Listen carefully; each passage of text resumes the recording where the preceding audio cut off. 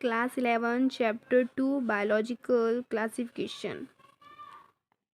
देखो इसमें कुछ इंपॉर्टेंट पॉइंट है, उसको ही मैं समझा रही हूँ। सिविलाइजेशन नीड मतलब कि हमारी जो पहले की ज़रूरत थी वो क्या थी? फूड, शेल्टर एंड क्लॉथिंग, रोटी, कपड़ा और मकान।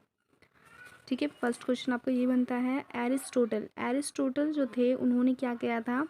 उन्होंने 2 किंगडम ऑफ क्लासिफिकेशन दिया। Aristotle scientific basis of classification, earliest scientific basis of classification दिया था। एरिस्टोटल ने 2 किंगडम दिया, प्लांट और एनिमल। कौन से बेस पे? मॉर्फोलॉजी करेक्टर, मतलब बस इन्होंने ऊपर ऊपर उसको देखा और क्या करा, बस यहाँ देखा कि ये ट्री है, ये हर्ब है, ये शर्ब है, तो उसको प्लांट में रख दिया। उन्होंने कुछ नहीं देखा, बस ऊपर ऊपर उनको डिस्क्राइब किया। एनिमल है, उन्होंने देखा कि जिसके पास रेड ब्लड सेल है या जिसके पास रेड ब्लड सेल नहीं है उसको क्या करा, एनिमल में बांट दिया। और ये ध्यान रखें कि रेड ब्लड सेल जिसके पास होते हैं उसको हम इनेमा कहते हैं, जिसके पास नहीं होते उसको अनेमा कहते हैं। फिर देखो उसके बाद आए लीनियस। जो लीनियस थे उन्होंने 2 किंगडम ऑफ क्लासिफिकेशन दिया। पहला जो था हमारा प्लांटी और दूसरा एनिमिलिया। इन्होंने बहुत मतलब इसको पढ़ना बहुत इजी था और इसको डिस्क्राइब मतलब बहुत इजी था, लेकिन उनके कुछ इन इंडिविजुअल थे, मतलब कुछ कमियां थी इनकी। देखो हम जानते हैं क्या क्या कमियां थी। जैसे यूकैरियोटिक प्रोकैरियोटिक में कोई अंतर नहीं करा इन्होंने, ना ही यूनिसेलुलर और मल्टी सेलुलर में कोई अंतर किया, ना ही फोटोसिंथेसिस नॉन फोटोसिंथेसिस में कोई अंतर किया। फोटोसिंथेसिस में आते हैं green algae and non photosynthesis में आते हैं फंगी। एंड इसको और भी कुछ इंक्लूड करना चाहिए था, अदर कैटेगरीज इंक्लूड, मतलब और भी चीज़ इसमें इंक्लूड होनी चाहिए थी। क्या क्या चीज़? Cell structure, nature of wall, mode of nutrition, habitat and method of reproduction, evolution, relationship and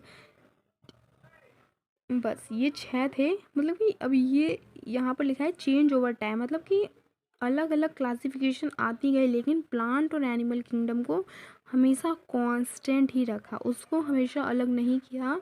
चाहे 2 किंगडम क्लासिफिकेशन आई, उसके बाद 3 आई, 4 आई, 5 आई, 6 आई, लेकिन प्लांट और एनिमल को वहाँ से नहीं हटाया गया, हमेशा उसको कांस्टेंट ही रखा गया। और देखो ये एनसीईआरटी की टेबल है। अगर आपको इस एनसीईआरटी टेबल को बहुत ईजी लर्न करना है तो मैं इसकी नेक्स्ट वीडियो अपलोड करूँगी, पार्ट 2। और हम देखो अब हमने पढ़ लिया, अब हम इसको लर्न भी कर लेते हैं। अगर कोई पूछता है पुरानी हमारी ज़रूरत क्या थी, नीड ज़रूरत क्या थी, तो हम बता सकते हैं food, shelter and clothing. And Aristotle ने कौन सी क्लासिफिकेशन दिया? उन्होंने कोई क्लासिफिकेशन नहीं दिया था, बस Aristotle scientific base of classification उन्होंने दिया था। किसके बेस पे लिया था? मॉर्फोलॉजी कैरेक्टर के बेस पे। उन्होंने क्या क्या चीज़ ली थी? प्लांट और एनिमल। प्लांट को किस कैटेगरीज में बांटा था? ट्री, हर्ब, शर में। एंड एनिमल को red blood, not red blood में। ठीक है, रेड ब्लड को हम इनेमा कहते हैं and non blood red blood को हम अनेमा कहते हैं। जो लीनियस थे उन्होंने 2 किंगडम ऑफ क्लासिफिकेशन दिया, प्लांट और एनिमल।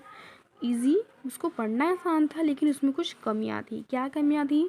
यूकैरियोटिक प्रोकैरियोटिक में कोई अंतर नहीं था, ना यूनिसेलुलर मल्टी सेलुलर में कोई अंतर था, ना photosynthesis and non photosynthesis. Photosynthesis में आते हैं green algae and non photosynthesis में आते हैं फंगी। अदर क्राइटेरिया इंक्लूड उन्होंने किया, होना चाहिए था इंक्लूड। क्या क्या चीज़? जैसे cell structure, nature of wall, mode of nutrition, habitat, method of reproduction and evolution, relationship. ठीक है, ये 6 चीज़ इंक्लूड होनी चाहिए थी और ये इंक्लूड हुई भी है। कौन से किंगडम में? 5 किंगडम ऑफ क्लासिफिकेशन में। चेंज ओवर टाइम मतलब टाइम के साथ चेंज होता रहा, लेकिन प्लांट और एनिमल हमेशा कांस्टेंट रहे। Thanks you. पार्ट 2 है कमेंट बॉक्स में।